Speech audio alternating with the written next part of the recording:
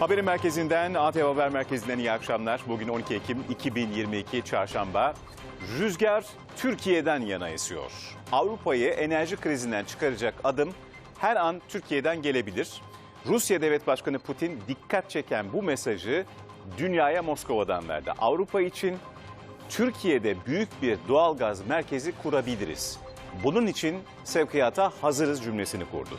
Bu tarihi açıklamayla birlikte tabii gözler yarın Astana'daki Erdoğan-Putin zirvesine çevrildi. Tabii hem dünyanın kilitlendiği o zirve hem de Asya'da işbirliği ve güven artırıcı önemler konferansı için Cumhurbaşkanı Erdoğan bugün Astana'ya gitti.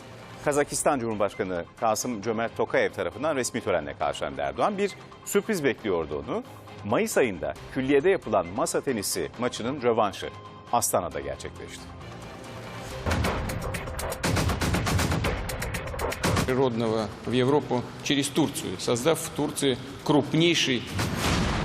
Küresel gıda krizinde konumu gereği öncü rol oynayan Türkiye'nin adı bu kez enerji krizinin çözümü için geçiyor. Rusya Devlet Başkanı Putin sinyalini Moskova'dan verdi. Türkiye Avrupa için doğal gaz üssü olabilir dedi. Ставки нашего топлива, нашего газа природного в Европу через Турцию, создав в Турции крупнейший, прибавляет и высокотехнологичный сегмент сжиженного. Putin, Kuzey Akım 2 üzerinden doğal gaz tedarikine hazırız vurgusu yaptı.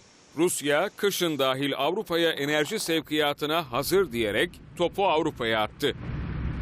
Rusya'dan gelen sıcak açıklamaların ardından gözler Kazakistan'da Erdoğan ve Putin arasında yapılacak zirveye çevrildi. Görüşme Rusya-Ukrayna savaşının en sert döneminde gerçekleştiği için kritik bir öneme de sahip. Cumhurbaşkanının bir defa daha barış çağrısı yapması ve Rus mevkidaşına nükleer silah endişelerini iletmesi bekleniyor. Cumhurbaşkanı Erdoğan o zirveden önce Asya'da işbirliği ve güven arttırıcı önlemler konferansında Putin'in de aralarında bulunduğu 10 devlet başkanına hitap edecek. Erdoğan ilk gününde önce resmi törenle karşılandı. Kazakistanlı mevkidaşıyla baş başa görüştükten sonra iki ülke arasında düzenlenen Yüksek Düzeyli Stratejik İşbirliği Konseyi'nin 4. toplantısına katıldı. Türkiye-Kazakistan arasında imzalanan anlaşmaların ardından iki lider kameraların karşısındaydı. Biz sizin dünya yüzündeki dağdarışlar men aymaktagı meselelerde şeşu jolundagı bastamalar. 20 anlaşmayı böylece imzalamış olduk. Orta vade için tespit ettiğimiz 10 milyar dolarlık hedefimize de emin adımlarla ilerliyoruz. Akorda Sarayı'nda Erdoğan'ı bir de sürpriz bekliyordu. Erdoğan 1. derece devlet dostluk nişanına layık görüldü. Devlet dostluk nişanını takdim etmesini hangi ifadelerle değerlendireyim şu anda bilemiyorum.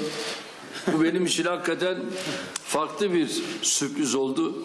Ben de şahsım, ailem, milletim adına kendilerine çok teşekkür ediyorum. Erdoğan ve Tokayev yoğun diplomasi trafiğine masa tenisi molası verdi. Mayıs ayında külliyede oynanan maçın rövanşı Astana'da gerçekleşti. Erdoğan'ın yine o çok konuşulan tekniğiyle oynaması dikkat çekti.